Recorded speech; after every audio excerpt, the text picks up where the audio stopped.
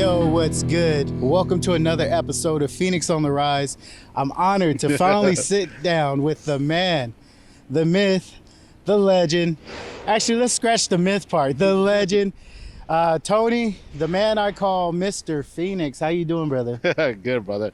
I wouldn't say Mr. Phoenix because there's a lot of Mr. Phoenix out there. I'm just a person that's rising as a Phoenician. So yeah, well, you've been here long enough. Look, we start recording and the damn bee wants to come and get on. Get its 15 seconds. Right here. Right.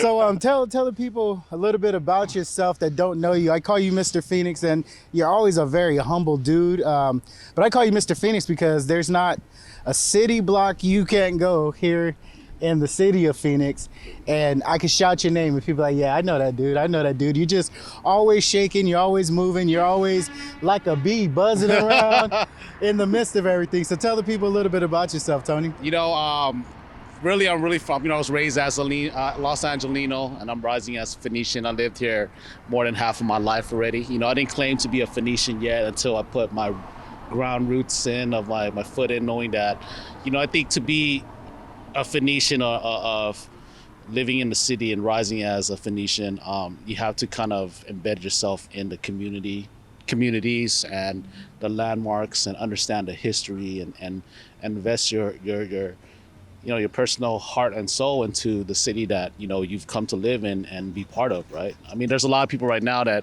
move to Phoenix, and they're learning about Phoenix and their transplants, and like I said, I was a transplant over 20 years ago. And now I like to say this is my home, and this is, I can never move back to LA. I'm sorry to say, as much as I know Los Angeles freeways in the back of my head and through the whole LA County, but Phoenix is my home, and it's my rising home, and I love it. So absolutely. Tell us a little bit about what it is about Phoenix, or what brought you to Phoenix. To be honest with you, I was born in the 80s and, grew up in the 90s, and I got a lot into the gang culture.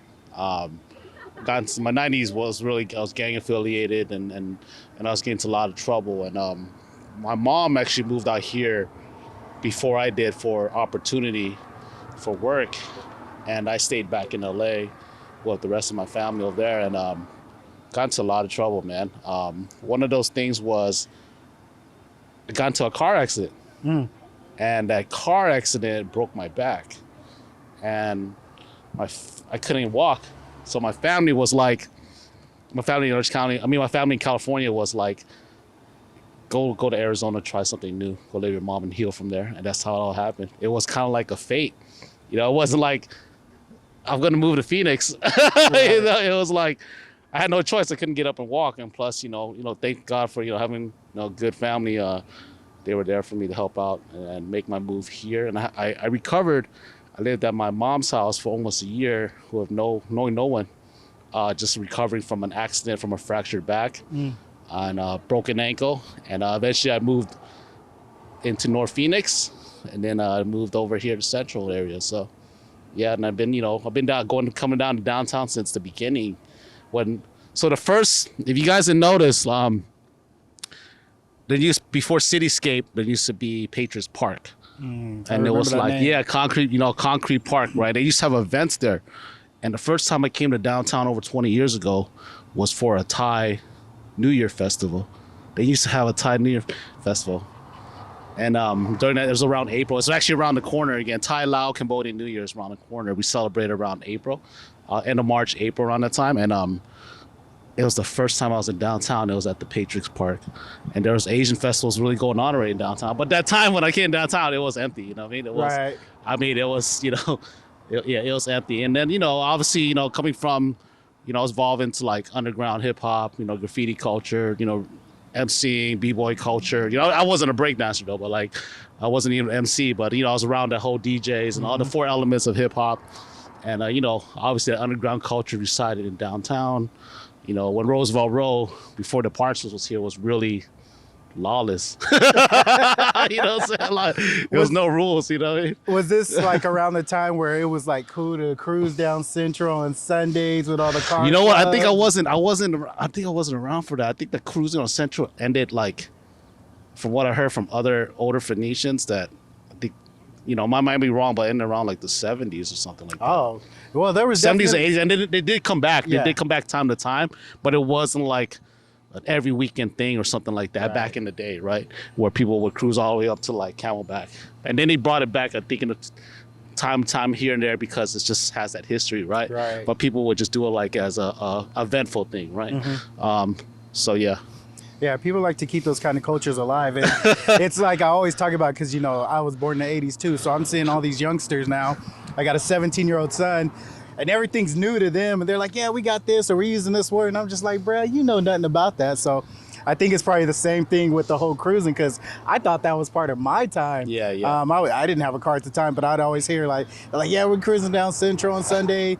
Then the cops started to break it up and, wouldn't allow it. But apparently, like you said, that was something way before my time that they were doing in the 70s that we relived and revisited. History definitely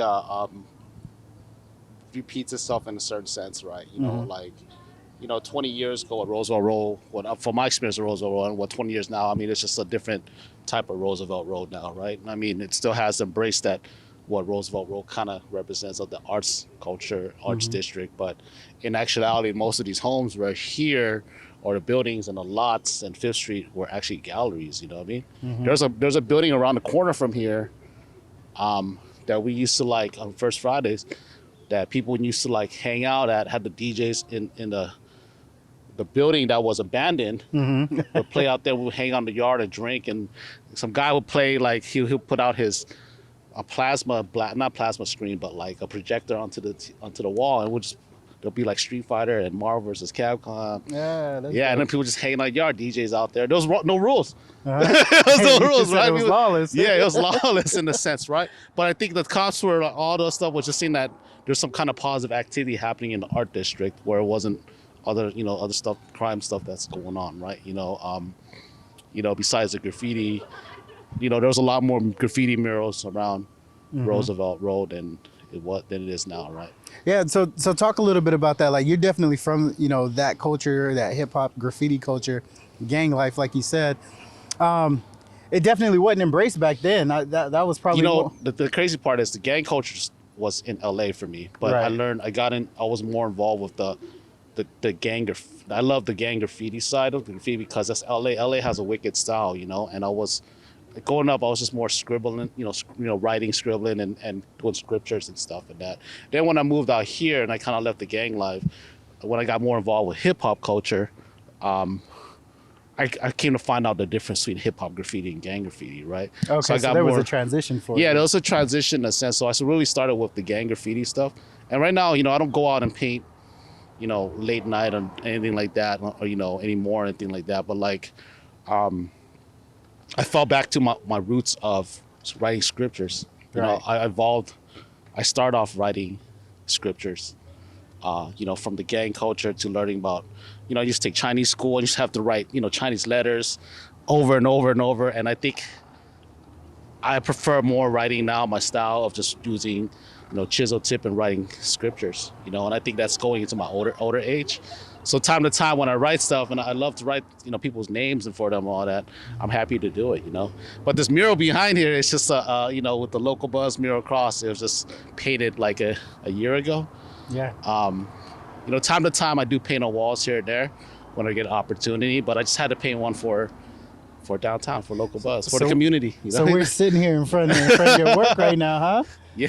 That's dope. So obviously we got the B. We can see, I was looking how it's framed. We can see local buzz, and it says for communities by communities. Yep. Tell us from your standpoint, like what's the value in community? What's the value in the culture? I think especially for someone like me who moved here from LA and didn't know no one, and one of the hip hop community culture, was always, it's diverse, and it was open and its style, and it's about artistic, it's about arts and it's about expression, and that community, Joe, embraced it. Coming from that community, I embraced it in a sense where it's a mixture of different people from different backgrounds sharing this subculture of arts, right, and expression, and going around and interacting with the city, those communities, I think in life in general, worth living for is when you connect with other people like you do. You hear their stories, you share their cultures and food.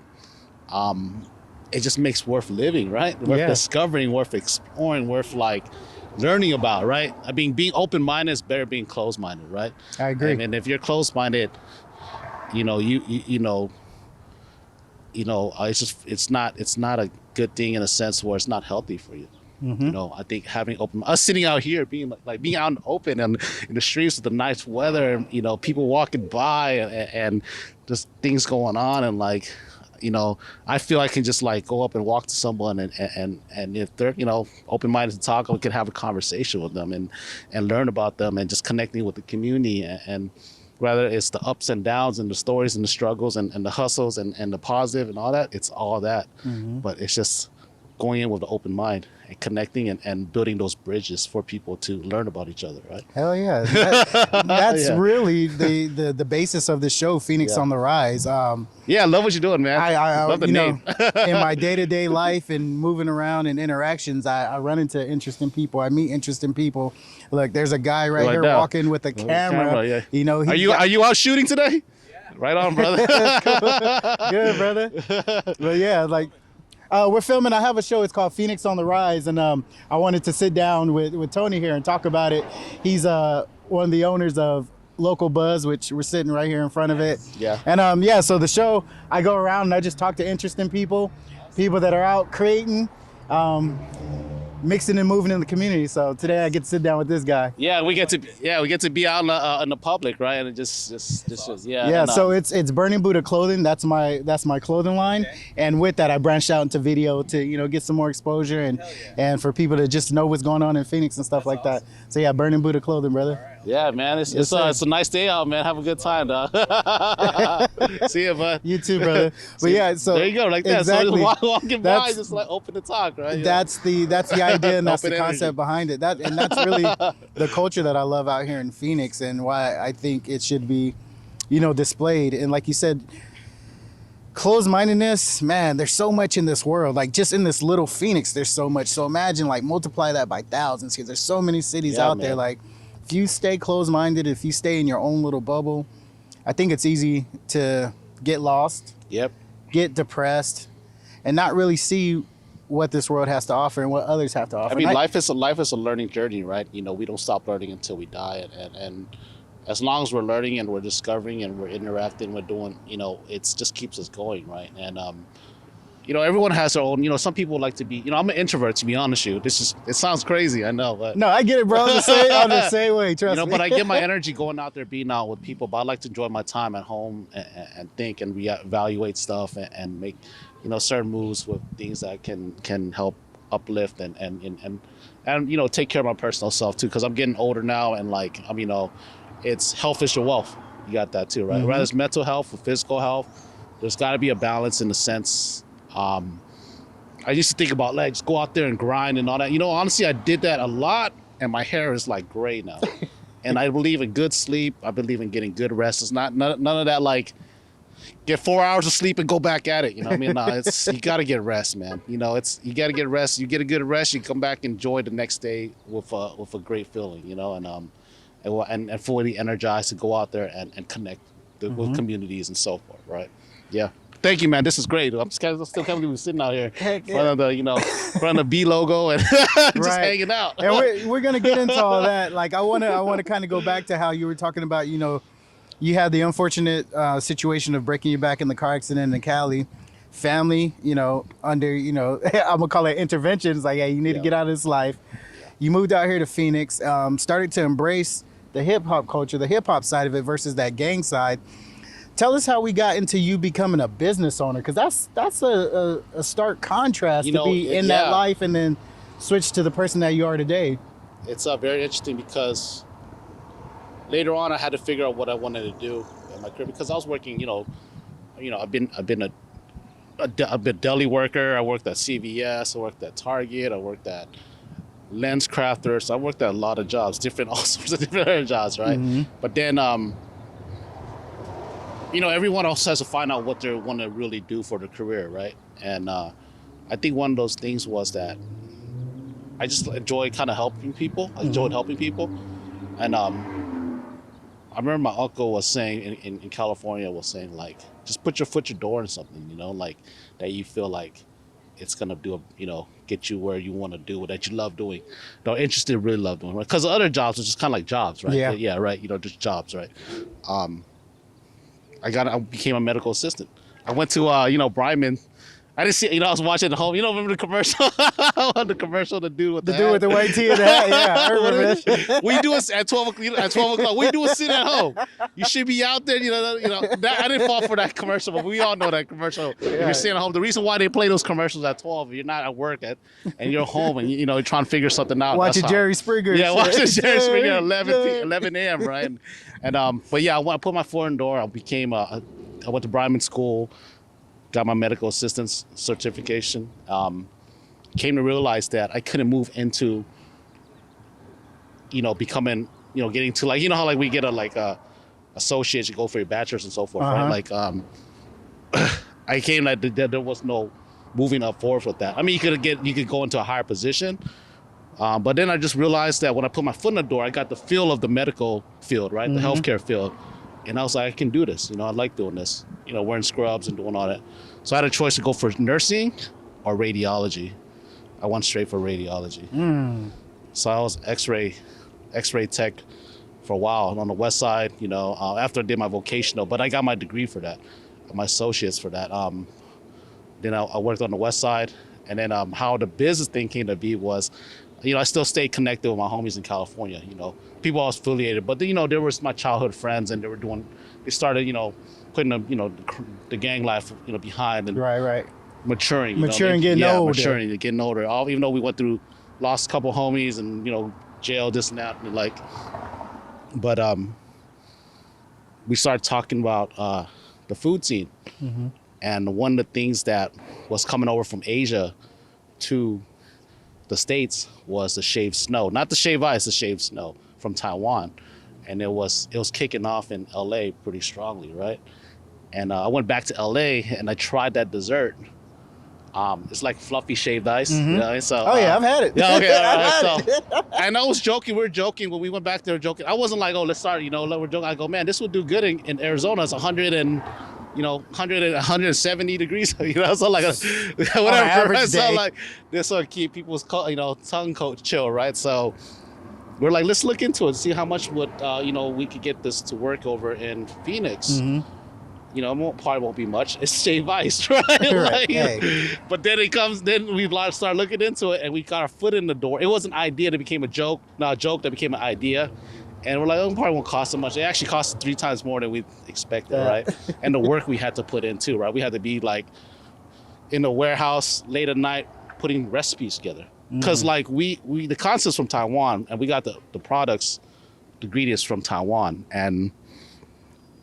But the thing is though, we didn't want to copy the other, restaurants that had the flavors and stuff like that. Right, you had to come up with your own recipes. Yeah, we want to make it our flavor and all that. So a lot of stuff that are from Snow, the flavor is actually made exactly from us without having, it's uniquely done, and I think that's what made Snow really stand out really good. But but before that, we got into I got laid off from the job because they were closing. And that's as a tech? Yeah, they're closing. And I had money saved up and I was like, let me just go forward with it. Let me just do it. One thing led another. Found a place over on Central and Camelback, right? The Central and 7th, where the first Snow is. It took 11 months, man. It took 11 months to get planning, keys, all that stuff. And we did it. And all the beginning, we had like 6 flavors, all that good stuff, few boba tea drinks. A lot of the furniture was IKEA. Dude, it was.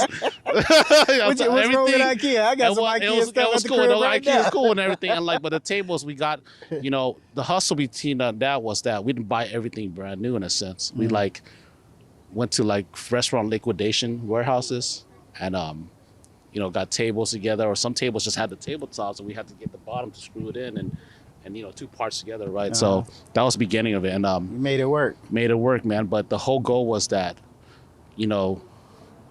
I just like, for anyone that's out there that has that dream of just like starting a business, man, just no difference than when I went to medical to what the business. I just like just gave it a shot and just risked it, right? And luckily I had good co-founders, good, childhood business partners on that side. And like, we all just put our foot in the door and went for it, and but the number one thing is that if you believe in what you're doing and you have passion for it and you desire it in a sense, there's no really stopping, man. Even though it took 11 months and for us to get there and then open the doors and all the trials and using like budget and budgeting and all that, we just made it work. You find a way to make it work, right? And then, I was out before even snow opened. Like the 6 months before, like, because it got pushed back of like just the timing of like getting licensed and all these things, right? But we were ready to go, but we just had to get checked off of all those things. So one of the things about snow that I really miss doing, well, I still kind of do in a sense with Local Buzz, our business logo looked like a sticker. It didn't look like a realtor card, right, with someone's face gone, the tie and everything, right? The front just said snow, the logo and everything. In the back, it just said the address, right? I used to go to festivals by myself and stand out there and pass out business cards. And I'll be like, if you walk by, hey, check this out. Snow, there's a new Asian dessert coming into town. And I'll show them the dessert. What they look like. And I did that for like, I don't know how many months straight before we opened. And I also got to the point where I was like, hey, can you hold it with friends and people in the community, especially around the hip hop community and just downtown community, all that? Like, you know what? Let me take a picture of you with it. So people would hold the Snow logo, the Snow business card, and take a picture. And I would tag them. This was during like Facebook, MySpace, Facebook, right? Go transition, right? Way Facebook, yeah. So like, remember when people just do collage photos all the time? Yeah. So I was taking pictures of them, tagging people, and it got to the point when I was doing it so much, people were like, "Hey man, Tony, let me get a picture of your Snow." It became card. a thing. So yeah, and before we opened up, I made a whole collage of everyone that I took photos with, holding the Snow, and I tagged everyone on Facebook, and it just chain reaction blew up. That's Building cool. that, it's all different diverse faces. Yeah, it's that's great, man. I still got that photo in back of, and it's one of the shops, I think, somewhere. One of my buddy's shop actually. That's cool. So you got that organic growth kind of through like guerrilla marketing, just I think getting out guerrilla there in the marketing is streets. as much as digital we are now. I think you have to be in tune with the community out there in the streets, man. You can't send emails all day and I get the feel, the energy. Like, I could talk to you all day online, but if I don't sit here and talk to you, I don't know what Rising Phoenix is all about, right? So, so it's one of those things where it's you got to be out the street, and that's where the energy is, And I still do that with Local Buzz, even if, we're Chicago and Austin and our stuff. I'm still out there, rather putting this mural up, rather passing out stickers to people and or giving them flyers. It just keeps me energized to keep going, So talk to us about how you transition. So you opened up Snow, and you guys had a couple locations. Yeah, correct? we had we moved right after Snow opened up. It was for the whole year. We were, we're blessed to be very busy. Like the line was out the door nonstop, right? And then after the year 2, we're like, do we open a second store or buy a house? Should have bought a house. Especially around the uptown area. Right, hindsight's 2020. Dude, back, like 10, 11 years ago, the homes were just barely creeping up to like starting to get, value, the price was going up, fine. But it was like a house. I could have got a really good house for like 200,000 something, right? And now it's like $750,000 or more, Yeah, I'm pretty sure. But you know what? We decided to open up, in Snow downtown. Well, it's kind of like how you said, like when you first started the first business, when you guys, it started out of an idea, then a joke, then you guys just ran with it. I mean, why would you stop that momentum? Keep going. Restaurant, I'm not saying whoever's out there having a restaurant and doing food and all that, you guys know it's a 24/7, 24/8, 25/8 job, operations, and it's, you always try to cut your costs, whereas your food costs, but you try to keep a good quality up, but also try to like lower the Right. cost of certain things where it can help sustain the business. It's not, people love going out eating and all that. And I feel when I see people go out eating and supporting people's restaurants and complain about it, I'm like, man, don't, those guys got to work hard to try to serve you, right? And to everyone out there in the restaurant industry and making food and trying to, please the community with your good, offerings, props to you, man. I know what the struggle is, right? But as long as you love doing it, and there's a lot of people who love doing it, and they love doing it because they just love feeding people, they love sharing that good taste, with people, right? It's food, right? So, but I think for me it was the pandemic, man. And honestly, I loved everything that I did with Snow. I don't regret it. All the collaborations we've done, rather, when we had the shop, we would have like some nights we'd have people come in. Like if you was asked me to come do a podcast there, if it's Snow, I would we open the doors to the community. There was illustration night on Thursdays. Artists used to come and host illustration nights. I had other artists like hang their, work in the shop, Yeah, I remember seeing that. And then the downtown one, we activate, me and Adi from Cobra, before First Fries, Roosevelt Road, which just had the vendors up there, right? And it kind of came down a little bit, but not past, I think, the street right here, right? So like, we were like, let's activate our own First Friday block party, right? So that's what we did. But Snow Downtown had the space for like people to have live shows, music, pop-up music. I was open to we did collaborations. Anyone that was open to just reaching out to me, and that's what I loved about it, man. And that's what kept me going, because of the fact that, plus I had a good team too. Great team, we had great teammates that we treated like family. We got to take care of your teammates, man. Like, they're the ones that was working with you and for you and they're working with you. I mean, besides you. You got to take care of them like they're just like your brothers and sisters, man. Because to have a good product as well is also having good teammates. You have, if I'm with you, Starbucks, for example, right? You go to Starbucks and everyone looks like they don't get along with you in there, they're gonna have the drinks are gonna be shitty. Yeah. You know what I'm saying? I'm just saying, I'm using that shitty. franchise example, right? Yeah. But it doesn't matter that franchise or a local business. You got to have a good team that works together and vibe together, and they will make sure that the quality of everything comes out great. And I was thankful to have that, and I was thankful, the moments when my teammates were there for me as well too, right? And they deserved deserve the best, and we gave them whatever they needed, because if you take care of them, they'll take care of you. Absolutely. Vice versa, right? Yeah, and I mean, your name's on the business too, and I mean, it's more than that, but it's like you said, it's like shit rolls downhill. Like if it starts shitty with the owner, then it's gonna roll down shitty with the employees. Customers gonna come in, get that shitty experience, and then it's not gonna be a successful business. But like if you flip that, start good owners, good treatment with the staff. Staff's gonna in turn give that to the customers coming in and in the product that they're putting out. Yeah, it wasn't it wasn't everything was smooth. Everything wasn't smooth sailing. There was a lot of rocky moments, a lot of ups and downs. Yeah, that's life. That's business. That's business. That's life. As long as you can embrace of learning and correcting and understanding and have some transparency, there's no stopping, man. It's just, and you still love what you're doing and you have that purpose. Got the fact that Snow Downtown was the first Asian American dessert shop in downtown Phoenix. Wow. That mural right there, that. the mural, that food dog mural that's on the side of the wall, that's the only Asian kind of mural in downtown Phoenix. And what that mural represents is by, shout out to Letter, right? Graph writer Letter, Letter. He does organic style, but the food dog is a representation, especially in Asian, Chinese culture, influences that it has that. It's a guard dog.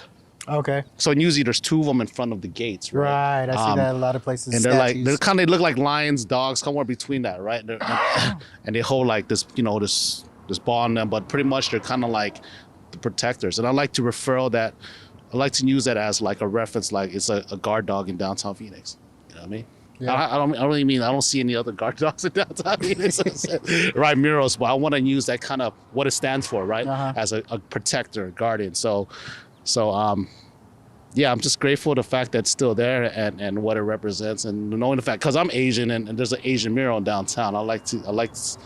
It makes me proud in the sense of the city as well that embraces it, right? So Yeah, absolutely. yeah. Do you mind talking a little bit when we were shooting for Paul in another company that you have, and we were shooting kind of like a intro video, with Burning Buddha with myself. We got to chat a little bit while we were going to the locations. You mind talking a little bit about that, the story, like where you were born, how you were born, the struggles that your family went through to even get here to the U.S. and Yeah, so my background is I'm half Laos and Chinese. The Chinese side is from my grandparents, but my mom's side grandparents, they migrated from China down to Southeast Asia to Laos. If you guys don't know where Laos is, it's a country in Southeast Asia. We're similar to Thailand. We're like the cousins in a sense, right? Okay. Definitely more country in a sense. So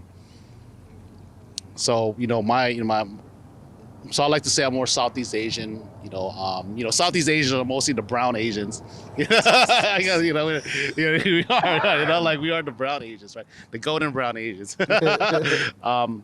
But Southeast Asia, the culture of Southeast Asia has always been rich of a lot of indigenous, of that, of the tribals of the old world of a sense, but had a lot of legends and historical stories and stuff like that, right? Kings and queens and all that. I think that all kind of went away because Southeast Asia, in the 70s, 60s, and 70s had the war, with Vietnam, right? And that affected not just Vietnam, it affected, a lot of Southeast Asian countries. It migrated to, Thailand, Laos, Cambodia, and my family was refugees. So they were farmers, and then eventually they had to evacuate because soldiers of the communist soldiers were coming down to take over that part of Laos, right? So my family, came from the farmlands of Laos and had to go on a run for 3 years. Wow. Well, there wasn't no timeline. It was just they went for a run and hide in the jungles to avoid getting caught. And they had to even split ways. The stories of that is that my uncles and some of my uncle aunts had to split ways, and they would take different directions so they don't get caught, right? And there's even times where my mom said one of my uncles will try to go look for them and never came back as well too. So blessed up in that sense where my mom made it to Thailand, the borderline of Thailand, Laos. But this is after being in the jungle, just secluded, living however way they could. My mom was telling me that my grandpa used to build from certain trees like teepees for them to stay for a month or a couple weeks, and they would have to move afterwards. Wow, and they did this for 3 years. Yeah, man. Surviving, whatever was, out there in the jungles, right? So made it to Thailand. They made it to, and that's where my mom met my dad, my biological dad, who was a soldier that was, fighting against the opposition, right? So I was born in a refugee camp. And then, so a lot of Southeast Asians from my generation, the older millennials and then up, are mostly refugees.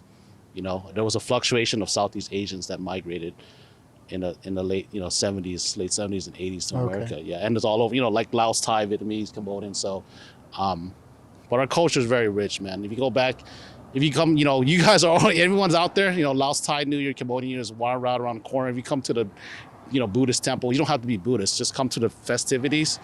Everyone welcomes you open arms, man. You get fed. You get, there'll be Hennessy passing around. The Henny. The Henny. Is there a significance with Hennessy? Because I know nowadays it's known as a black drink. But I remember Asians are drinking a lot, man. Bro, I remember watching a Bruce Lee movie back in the day, and bro had a bottle of Henny with some baddies around him. Is that an Asian thing? Yeah, too? it is, man. Especially around Lunar New Year's when they used to advertise. They advertise Hennessy it's part of the celebration. It is. It's just I love black Hennessy, the black bottle Hennessy. Have you tried? There's different. No, I don't fuck with Hennessy at all. Until you try the the black bottle Hennessy, that was good. I'm not telling you guys go out there and drink, but for the most part, our celebrations around that, around this time coming up, you guys are more welcome. There's a Laos temple in South Phoenix. There's one in Sunny Slope, and we just celebrate and get fed, and people, and dance and you go there and it's just not Asians there, man. It's everyone, mostly you see a lot of black folks there too. You see a lot of everybody there, you know what I'm saying? It's our communities, my cultural communities, my background communities, very open to let you, to invite people in, not let you guys in, just open to invite. It's like my mom. My mom sees you, she doesn't look at your color.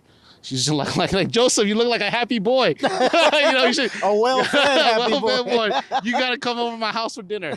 She doesn't, she doesn't look at the color, and my people don't look at that. We just look at it just like just sharing love and welcome people with arms and celebrate, because they've been, they don't need to go through that drama of that. They've been through those politics of stuff, right? It's like it's about everyone's older and everyone wants to just take care of each other, you know what I mean, and just continue our traditions and culture. So you see a lot of our cultural dancings there that's been passed down to the younger generation, and I definitely would love to invite you guys out, man. You guys are open. DM me or whatever, and then I'll give you all the info. All you gotta bring is a few bucks, and you're good. Yeah, and this reminds me, I'm glad we went down this area, because there's an area that I want to talk about, and that's the Asian street markets. I mean, I completely blew past that, jumped in the snow, local bus, briefly talked about pollen, but there was a start, like a huge start that you had in creating the Asian night markets. It was from Snow. I did a lot of vendored a lot of festivals, and a lot of them were day festivals, and I just felt like after doing some years of it, I felt like something was missing, because every day festival in Arizona at the time was just 10 to 5 at a park or whatever, right? And it was chill in a sense, and props to everyone who does festivals out there. Anyways, it's a lot of work, but I just wanted just thinking about just adding more to the city in the sense of from my background, in the sense like the night market things. My mom used to work at the night market. She used to sell chicken, eggs, and cigarettes. Chicken, eggs, and cigarettes. Because we were farmers, right? My family were farmers, yeah, right? But they just sell cigarettes for late night people, right? Like 2 cigarettes in a match for like $1 or whatever, right? People coming out the bars or whatever, right? Well, she would have made some money off of me. You know what I'm saying? That's a hustle right there, right? Yeah. So I can find out that a little later. But at that time when I was doing Snow, when I had Snow downtown, right, I was like, it just kind of ringed the bell on me, right? And this night market thing was starting, like I was embracing more of the stuff that I was learning from other parts of the world. And the night markets have been around. It's not just in Asia, everywhere in other countries. There's night street markets everywhere, right? It just happened to be the Asian ones are very popular, right? I was like, man, we should do one. I was like, I should do one in Phoenix. How it came to be, I wrote a post about it and I shared it to Facebook, just my thoughts about it. And then but the co-founders that I became co-founder with, they reached out. They're like, let's get together, and that's how it came to be. And it's probably the first night market in Phoenix. That might be a comeback for Phoenix Night Market. Hey, let's make it happen. If you guys don't know, the Asian Chamber of Commerce is still doing night markets. The Asian night markets around town. That's coming up next month in April at the International District. Where's that at? I know there's a new thing now. It's not a new thing, but it's always been there. It's just on the rise. It's just like that corner of where 19th and Camelback. It's a refugee, immigrant, POC community that's been that for decades. Oh yeah. But it hasn't had but everyone always thinks like, oh, don't cross over there because people of color and all these other. It just has that, and it used to be rough there too because it was a lower income area, right? So, but there's a lot of liquor store and Church's Chicken right there. That's all I remember about that corner. Now we got the light rail. Yeah, the 19th Avenue, but it's just it's still a community of people who came from immigrants from other of other countries that, whereas Asian, Middle Eastern, and all that, and that's that just moved there and could afford living there. So there's still vibrant people there, right? But, so now that it's gone, the resurgence of that neighborhood, or just not the redevelopment, more like the more focus of supporting that neighborhood has gotten stronger. And I think there's a kickoff called International District now because there's international communities there.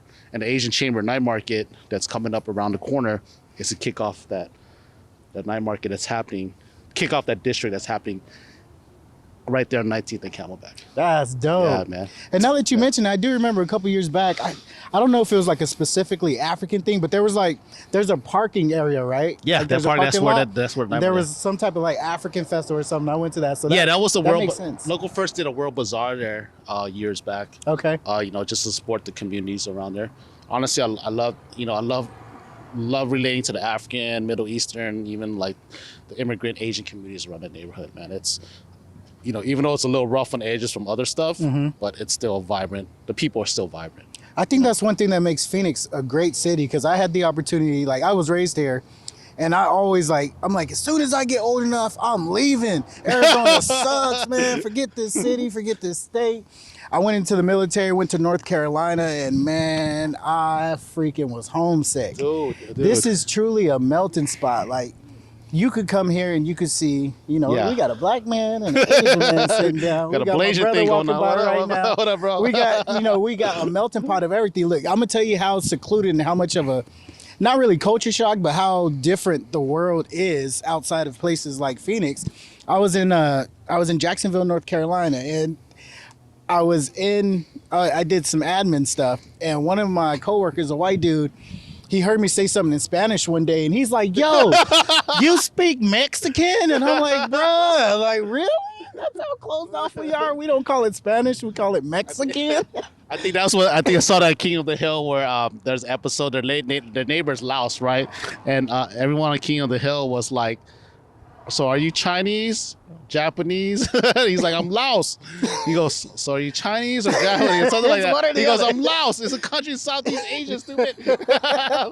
Dude, that episode was phenomenal. Yeah, but I mean that's the beauty of Phoenix, and that's why I've come to love it, is because it's just such a melting pot, and I'm glad to hear that they're I guess reinvigorating that international district, and we have these opportunities to do things like. These communities right there, it's don't be afraid, even though it's rough on the edges, and and there's a lot of people of color, but you know what, these are, I meet them all the time, and I'm a refugee too, man. So it's like, if you're approaching them, you're approaching me, what my family was, my family is, we come from that community where we're not trying to don't hurt anyone. I mean, we might have come from the lower income side, but we're trying to make it in this world. Well, shit, in a way, we all goddamn refugees, unless you like the Native Americans. Exactly. All of us came from somewhere else, so it's kind of ignorant to sit there and be like, well, they're from somewhere else. Okay, they're from somewhere else today, but where was your people from? Back in the day? But overall, I think that's what with Local Buzz, that's what I was trying to, what I'm doing, what I'm trying to do my best, try to do is bridge these communities through these common interests we have, no matter what background you're in, right? Local Buzz is categorized with arts, culture, community events, eats and drinks, and we all have this, as human beings, we have these common things. And no matter what background, we share these common things. And once you discover you guys have these common interests, you build together with that, no matter what your background is. No matter where you come from, you guys could leave whatever other things aside and build something new together, right? Mm-hmm. Yeah, I find that freaking interesting, though, to hear and learn about your life in LA. That type of lifestyle, when you're in the gang life, it's like, this is my people right here. Fuck all y'all. This is us. We battle against y'all, and then here you are, so many years later, and it's like breaking down all those walls. It's embrace everybody and everything and take it in. And I still love like the street culture of things growing up in LA, growing up around Chicanos and people, in the hood and even Asian gangsters and all that stuff like that. One thing about that background is that respect level is important. So, even though you might be living on the dangerous side of things, but the number one thing is respect level. And I think what comes with respect level comes with caring no matter what background you are as well. You know what I mean? And I think that's what I evolved to learn in a sense more. And, I think everyone has their community and things, and everyone could stick to their circle, and that's all good, but for me, my role in this world is making sure that if you do something amazing in your community and you want, you love to share about your community that to other people to discover and share, your foods and all that. I'm here for that. You know what I mean? I want to do my best to do that. You know what I mean? Heck yeah. Yeah. So tell us about some of the things that you got going on right now. you know, and anything that I might have missed in between, because I just thought about, you know, the Asian night markets. I know there's so much that you've done and so much that you continue to do, but let the folks know like some of the things you're doing. We mentioned pollen, we mentioned local buzz. Talk about those a little bit, and you know, the transitions from those. Yeah, I talked about snow, you know, booming, doing good, opening a second location. COVID hits, which freaking hurt the majority of people, small business owners and things like that. Yeah, so talk about that pivot and, you know, how you got into local buzz, which you did some, and then also how we are to where we are today. I think with local buzz, it just happened to have local buzz.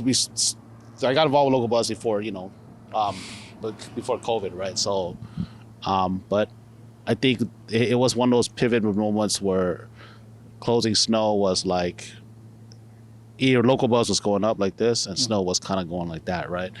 And it was taking up my time, too much balance in a sense, and I had to make that sacrifice, you know, because I could do something with local buzz that's going to continue on, especially during that time where the pandemic was.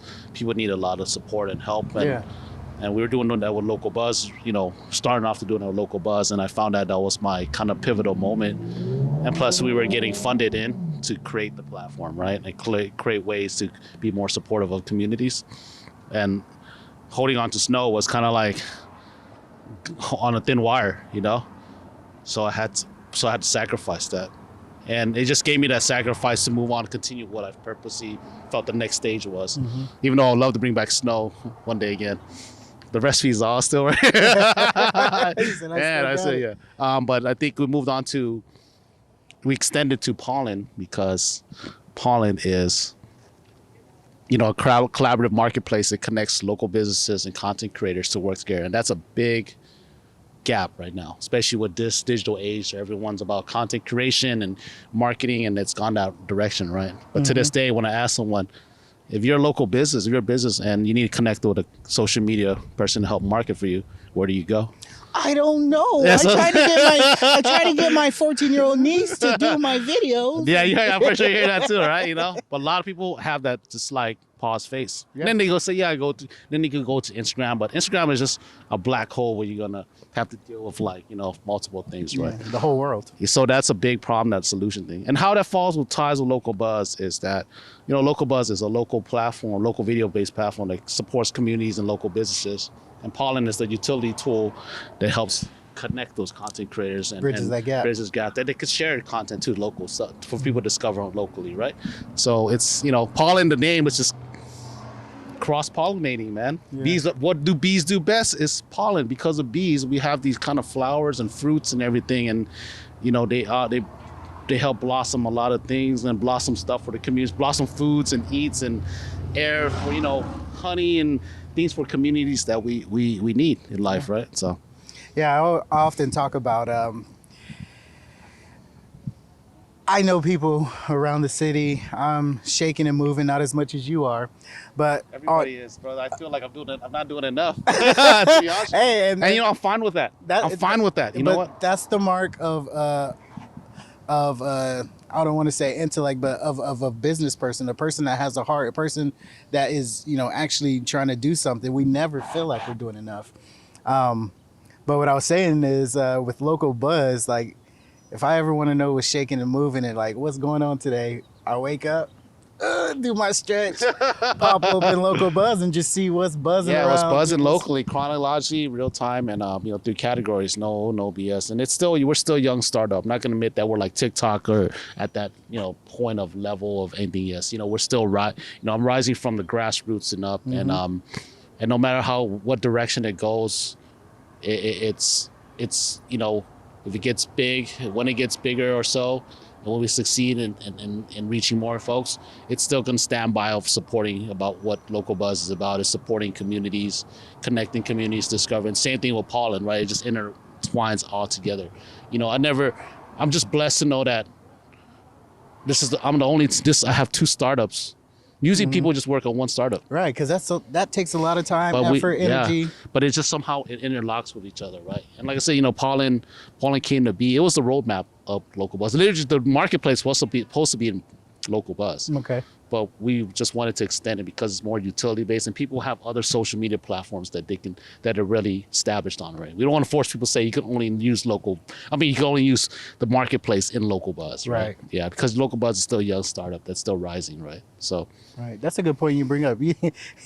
Most people are fighting and struggling tooth and nail with one startup, and you decide to just jump in head first and have two startups. but it interlocks together though. So It definitely yeah. does. It merges. And I don't know if that's something that some of the viewers that don't know you and don't know Local Buzz and Paulin doesn't understand, but like literally, Local Buzz was that connector during a time too when COVID was breaking everybody apart, isolating everybody. You guys came up with that app that's connecting the community back together, letting people see what's going on and working, with each other. And then where Paulin comes in, it bridges that gap between the business owners and those creators, because there's a lot of small businesses. There's a lot of people that are starting up and trying to get businesses going. And like you said, that question, I got the idea, I've got all my time invested in doing my business. How do I get help and where do I find people? So, man, it's crazy to have the two going, but it's also a very needed aspect and approach that's very necessary, in the community and in the business community and creator community side definitely. of it. It's my goal is just create. My goal is just one of those goals is to create opportunities to help serve, both sides of the community and more, and make sure that we all thrive together, right? I mean, we're living in the city if to be around each other. If that's the case, if you don't want to be around each other, just go off the grid and live in the woods, right? Right. But I want to make sure I do something good in this lifetime, because life is getting short, man. The older I am now, it's moving faster than I think. But I embrace every day, live the day every day, and get something out of it. Not like use it, but like have something going for that day rather than trying to get by the day. Right. You know what I mean? Whether it's going out there, even just enjoying the good weather, right? Mm-hmm. You know that you living, rather than say, man, I got to make this day go by, and then all of a sudden, next it's years later. You know?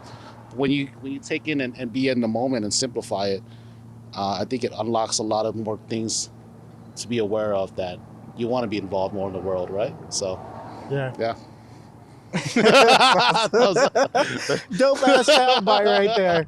That's cool, man. So, before we close, I just, as humble as you are, and as you like to, kind of divert the attention whenever I try to place it on you and say things like, I consider you Mr. Phoenix. Like I said, I can't go, I'm setting up. And, Thank you, bro. But the name, there's a lot of Mr. Phoenix, and Hey, shout out to all the Mr. Phoenix that's out fine. there. We can make it plural then. We can make it plural. There's many of y'all. But for me, like, you're that connection for me. And with simple things, I'm like, hey, Tone, this is what I feel like doing today. Can you tell me, a location that has this, and bring, like, these things, these people. You're like, let me connect you with so-and-so. And I just think that's really awesome from you. But like, I want to know, like, how does it feel from your standpoint? Because you have done things in the city. I mean, we're sitting in front of a mural right here. If we look to our left, that's where you had your second location of snow. Yeah. There's graffiti all around us. There's murals all around us. I know you're personally tapped in with them.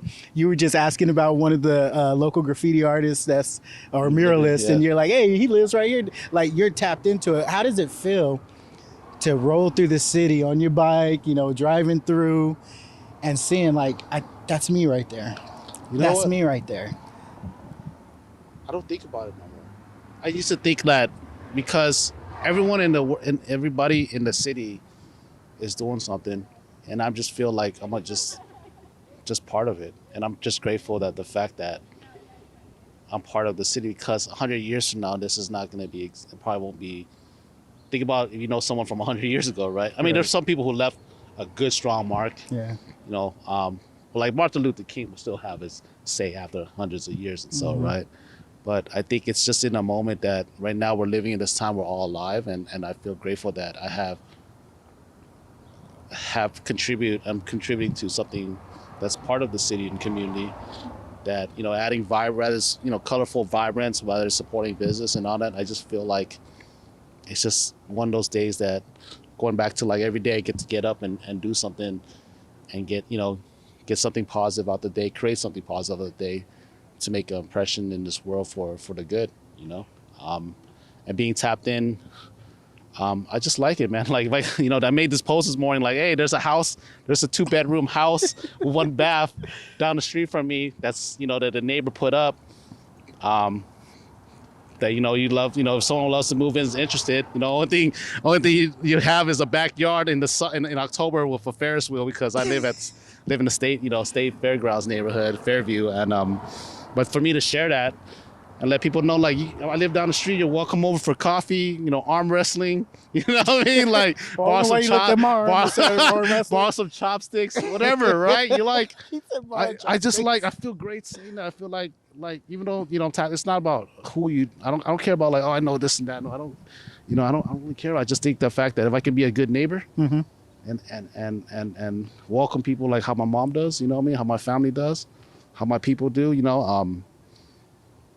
I feel happy about that. That's it, and I'm continue on, doing what I do with the tech stuff and community, and hopefully I can make an impact of doing good in this world. And that's all, go on being a philanthropist in a sense, and invest back into communities.